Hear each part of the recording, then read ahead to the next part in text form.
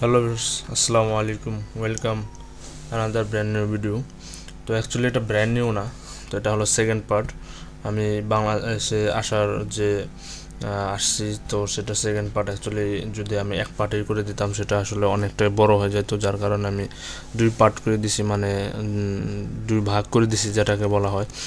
তো দেখতে পারতেছেন যে এখন আমি আকাশের আশিস 36,000 ফুট উপরে।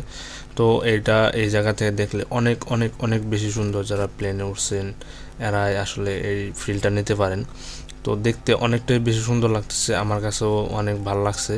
আর আল্লাহর যে নিয়ামতের সৃষ্টি, আমি ফার্স্ট যখন গেছিলাম তখন রাতে গেছিলাম, সেকেন্ড টাইম দিনে আসছি। তো অনেক মানে ভাল লাগছে দেখে। তো এখন আমারটা আসলে অনেক খুব বেশি ভালো লাগছে। যারা প্রতিনিয়ত যাতায়াত করেন তারা আসলে জানেন। তো এখন আমার হাতে যে কাপটা দেখতেছেন এটা বাংলাদেশ এয়ারলাইন্সের একটা কফি কাপ। এটার মধ্যে আসলে কফি না, এটার মধ্যে আসলে অ্যাপেলের জুস আছে। তো অ্যাপেলের জুসটা আসলে আমার কাছে অনেক অনেক বেশি টেস্ট লাগছে। তো এটা আসলে ওইরকমভাবে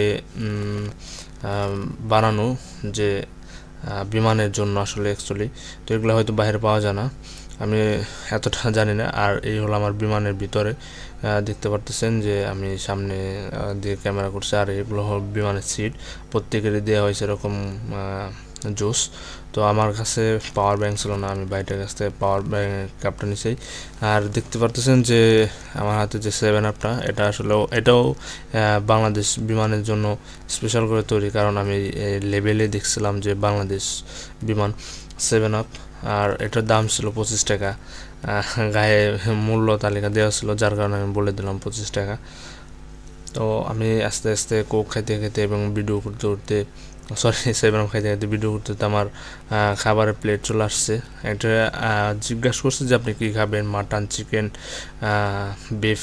তো আমার পাশের যে আমার সাথে আসছিলো, তো সে বলছে যে মাটন। তো আমিও বললাম যে হ্যাঁ আমাকেও দেন মাটন, কিন্তু আমি এটা ইশারা দিয়ে বলছিলাম, যার কারণে একটু সে মজা করছে আমার সাথে। যাই হোক, তো বিরিয়ানিটা আসলে অনেক বেশি স্বাদ ছিল। আর বিরিয়ানিটার সাথে ছিল অনেক কিছু, একটা পানির বোতল, তারপর হচ্ছে টিস্যু, বাংলাদেশ এয়ারলাইন্সের বিমানের টিস্যু, একটা কেক। আমি তো এটা মনে করছিলাম দই দিছে, কিন্তু না, এটা কেক ছিল আসলে। আর হলো বিরিয়ানির প্যাকেট।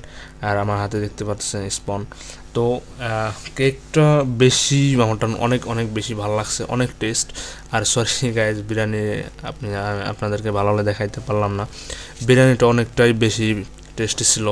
আর এখন আমি স্পনটা ছিললাম, আসলে স্পন প্যাকেট করে দিছিল, এটাই ভালো। আগে দিত যে আলাদা আলাদা স্টিলের চামচ দিত, তো এখন ওরকমভাবে দেয় না, এখন ওয়ান টাইম স্পন ইউজ করে, এটাই বেটার। তো যাই হোক, আমার ফোনে আসলে চার্জ নাই, আমি যার কারণে পাওয়ার ব্যাংক দিয়ে ফোনে চার্জ দিতেছিলাম। আর কেবলটাও তো বললাম যে আমার না, ভাইয়ের কাছ থেকে নিয়েছিলাম। তো যাই হোক, এখন আমি বিরিয়ানিটা টেস্ট করব কেমন। আসলে বিরিয়ানিটা আমারটা ওয়াও জুস লাগছে, আর বিরিয়ানিটা গরম ছিল, যার কারণে আর একটু বেশি ভালো লাগছে। আর বিরিয়ানির সাথে ছিল সবজি, আর মাংস তো ভরপুর ছিল। তো যাই হোক, আমার কাছে আমি যখন প্রথম গিয়েছিলাম তখন হলো ইন্ডিগো। তো ইন্ডিগো তো এরকম আমি পাই নাই কিছু, কারণ তো বুঝিনি যারা যারা ইন্ডিগো বিমান চড়ছেন। তো যাই হোক, আমি কোকটা বিরিয়ানিটা টেস্ট করার পর আমি হালকা একটু 7 আপ খেয়ে নিলাম। আসলে আমার কাছে অ্যাকচুয়ালি বিরিয়ানিটা আমি অনেক ভালো লাগছে। তো আরেকবার বলছিল যে ভাই কারোর খাবার লাগবে, ভাই কারোর খাবার লাগবে। তো আমি তখনও খাইতেছিলাম, যার কারণে আমি আর বলতে পারি নাই যে ভাই আমাকে একটা এক্সট্রা খাবার দেন। বলছিল যে এক্সট্রা খাবার লাগবে, কারোর এক্সট্রা খাবার লাগবে। যাই হোক, আসলে আমার বিরিয়ানিটা অনেকটাই ভালো লাগছে। এ জায়গায় মাছও ছিল, দুই তিন পদের মাছ ছিল। তো আমি মাছ ট্রাই করি না, আমি বিরিয়ানিটাই ট্রাই করছি। তো আমার পাশে যে ছিল ও মাছ ট্রাই করছে, ওকে জিজ্ঞাসা করলাম কেমন। ও বলে যে ঠিক আছে, অথেন্টিক, মানে খুব টেস্ট। হাঁপায়ে গেছি, মানে পরে কথাগুলো দিতে একটু অসুবিধা হচ্ছে, তো যার কারণে একটু হাঁপায়ে গেছি। আমি আসলে একটু অসুস্থ। তো আমার জন্য সবাই দোয়া করবেন, আমি জানি তাড়াতাড়ি সুস্থ হয়ে আবার জানি আমার কর্মস্থলে আমি জয়েন করতে পারি। আর পরে দিছিল একটা হলো ব্ল্যাক কফি। তো এটার মধ্যে একদমই সুগার ছিল না, তো এক্সট্রা সুগারের প্যাকেট দিছিল। তো এটাতে আমি একটু মিক্স করে নিয়েছি, তারপরও অনেক তিতো। আসলে আমি তেতো মানে বেশি খাইতে পারি না, তো যার পর আমি একটু সুগার মানে চিনি মিশিয়ে নিছি। তো তারপর একটু মানে টেস্ট লাগছিল আমার কাছে।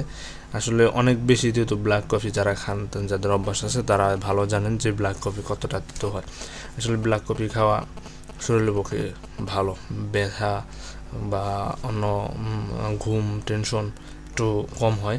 তো যাই হোক, আমি কথা বলতে বলতে আপনাদের সাথে অনেক মানে প্লেনে বসে থাকতে থাকতে আমি বোরিং হয়ে যাচ্ছিলাম, যার কারণে আমি আমার পাশের জনরে বললাম যে ভাই গেমস খেলার মতো কিছু আছে নাকি। তো সে বললো যে ভাই আছে, লুডো খেলে আসেন। তো আমরা দুজনে লুডো খেললাম। লুডো খেলতে খেলতে আমরা চলে আসলাম। আসলে বিমানের ভিতরে 3.5 ঘন্টা বসে থাকাটা অনেক টাফ ব্যাপার, যার কারণে আমি লুডো খেলতে খেলতে চলে আসছি। টাফ ব্যাপার বললাম এই কারণে, বিশেষ করে যারা দিনে আসছেন কিংবা আসেন তাদের জন্য বললাম, কারণ দিনের বেলা ভাই বিমানের ভিতরে একটু ঘুম হয় না, মানে যার কারণে আমি এই কথাটা বললাম যে বিমানে আমি গেমস খেলছি লুডো। তো যাই হোক, লুডো খেলতে খেলতে অনেক মজা করতে করতে আমাদের গেমে উইন হয়ে যায়।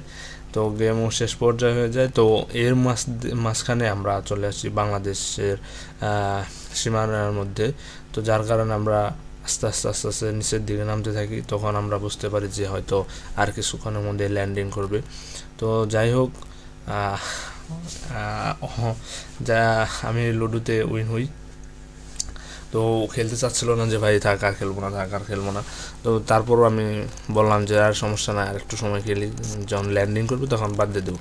তো এই মুহূর্তে আমাদেরকে বলতেছে যার যার মানে যারা এক্সট্রা চাদর কিংবা যাদের কাছে পানির বোতল এক্সট্রা ছিল তারা হলো তুলতেছিল। তো এই দেখতে পারতেছেন যে আকাশের অবস্থা, আসলে উপরে রোদ ছিল আর ওর নিচে হলো কুয়াশা, যার কারণে কুয়াশার কারণে আমাদের নিচে রোদের তাপটা আসে না। আপনারা দেখতে পাচ্ছেন প্লেনের যে পাখা পাখা ডানা বলে, তো এখানে রোদের স্লিক দিতেছে। আর আমরা এখন অলরেডি ঢাকার ভিতরে আছি, আমরা আস্তে আস্তে ল্যান্ড করতেছি। এই হলো আমাদের রাতের ঢাকা শহর। আর রাতের ঢাকা শহর তো শীতের মধ্যে তো সরি গাইস বোঝা যায় না। তো যার কারণে যতটুকু পারছি আমি অতটুকু আপনাদেরকে ভিডিও করে দেখালাম। আর যেটা দেখতে পারতেছেন ওটা হলো আমার ক্যামেরা ডিসপ্লেতে লেখা আসছিলো তাই। আর আমরা এই মুহূর্তে আমরা ল্যান্ডিং করতেছি। তো ল্যান্ডিং করার মধ্যে অনেকে শুনছি ভয় পায়, কিন্তু আমার অ্যাকচুয়ালি আমি নর্মাল সব কিছুই ফিল করছি। তো আমি যখন প্রথমবার বিমান উঠি তখনও নর্মাল, যখন মানে আসলাম তখনও নর্মাল, কিন্তু আমার কানে প্রচুর চাপ লাগে। শুধু আমার না, প্রায় সবারই লাগে, কিন্তু যারা আসা যাওয়া করে তাদের অভ্যাস হয়ে গেছে, কিন্তু আমার কাছে এখনও প্রচুর চাপ লাগে। তো যার কারণে আমার কানটা ব্যথা হয়ে গেছিলাম। বাড়িতে আসার পরও 1-2 দিন আমার কানে মানে একটু ব্যথা কিংবা একটু সাউন্ড, অন্য ধরনের সাউন্ড আমি শুনতেছিলাম। তো যাই হোক, আলহামদুলিল্লাহ আমি সুস্থ সবল মতো দেশে ফিরতে পারছি, এটাই আল্লাহর কাছে হাজার শুকরিয়া। তো যাই হোক, আমার এই এতটুক 3.5 ঘন্টা জার্নিতে আমি অনেক অনেক বেশি মজা পাইছি। আর দেখতে পারতেছেন যে বিমানের ভিতরে একজন পাইলট নামাজ পড়তেছে, আলহামদুলিল্লাহ, এটাই আমাদের মুসলমান। তো এটা দেখে আরও বেশি আমার কাছে অনেক বেশি ভালো লাগছে, ঠিক আছে। তো এই হলো আমাদের বাস, বাংলাদেশ এয়ারলাইন্সের বাস। আমাদেরকে বাসে করে নিয়ে যাওয়া হয় ইমিগ্রেশন গেটে। আমরা যখন দেখতে পাচ্ছেন যে আমরা বাসে উঠতেছি, এই হলো আমাদের বাস। আর আমি এখন ট্রলি নিয়ে যাচ্ছি আমার ব্যাগ কালেকশনে। এই হলো বেল্ট, অ্যাকচুয়ালি আমি একটা ব্যাগ পাই বেল্টে। তো সেকেন্ড আমার দুইটা ব্যাগ হলো বেল্টে প্রথমেই চলে আসে। তো যার কারণে আমি এই জায়গায় অনেকক্ষণ দাঁড়ায় থাকার পরও আমার ব্যাগ পাচ্ছি না। তো ওই এক কর্নারে মানে অনেকগুলো ব্যাগ জমায় রাখছে, তো আমি ওই জায়গায় একবার যাই। তো ওই জায়গায় থেকে আমার সেকেন্ড 2টা ব্যাগ কালেকশন করি। তো এই দেখতে পারতেছেন যে আমার ব্যাগ আসতেছে, এটাই ব্যাগ।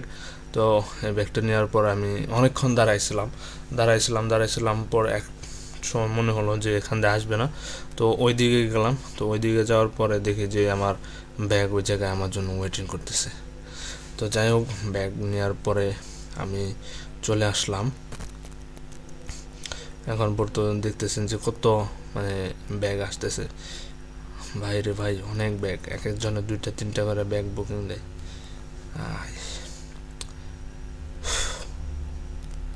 আর এখন আমি মানে কি বলবো, যে সিঙ্গাপুর থেকে যারাই আসছে তাদেরকে বলতেছে যে ব্যাগ চেকিং ব্যাগ স্ক্যান, মানে সিঙ্গাপুর থেকে আমরা বম নিয়ে আসছি, মানে অস্ত্র নিয়ে আসছি, আমাদেরকে ব্যাগ চেকিং করে নিয়ে স্ক্যান করে নিয়ে আমাদেরকে ব্যাগ নিয়ে যাইতে হবে। এটা কি জানি না এটা নতুন কিনা, কিন্তু সিঙ্গাপুরের মতো এমন একটা মানে এয়ারপোর্টে থেকে আমাদের যেহেতু সাইডে দিছে, তো বাংলাদেশে এদেরকেও ছাড় দেওয়া উচিত যে আমরা তো কোনো দুর্নীতি কিংবা অস্ত্র কিংবা খারাপ কিছু নিয়ে আসিনি। তাহলে বাংলাদেশ পৃথিবীর মধ্যে ইন্টারন্যাশনাল একটা এয়ারপোর্ট সিঙ্গাপুর, তো সেই জায়গায় থেকে মানে এই অবস্থা বাংলাদেশে আসার পরে।